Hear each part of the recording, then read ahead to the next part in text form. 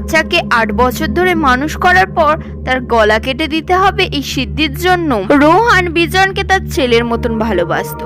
অনাথ আশ্রম থেকে এনেছে, সে তাকে বুঝতেই দিত না। বিজন যা চাইতো রোহান তাই দিত, কোনো কিছু ত্রুটি রাখতো না। সাধু বাবার কথা শুনে রোহান একটু হতাশা হয়ে পড়ে। তারপরে সে রাজি হয়ে যায়। সে তরোয়াল তুলে বিজনের পেছনে চুপ করে রোহান দাঁড়িয়ে থাকে।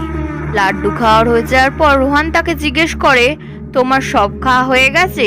বিজন তখন বলে যে হ্যাঁ বাবা, আমার খাওয়া হয়ে গেছে। রোহান বলে যে আর কিছু লাগবে তোর? বিজন তখন বলে যে হ্যাঁ বাবা, আমাকে একটু জল দেবে? রোহান এটা শোনা মাত্রই ছুরি দিয়ে তার ছেলের গর্দান কেটে আলাদা করে দেয়। তারপর বসে জোর জোর কাঁদতে থাকে। তারপর সেই সাধু বিজনের মুন্ডুটা তুলে তার রক্ত দিয়ে ওই জলটাকে লাল করে ফেলে। তার মন্ত্র সাধনা দিয়ে ওই জলটা পুরো লালে লাল হয়ে যায়। তারপর সেই সাধু রোহান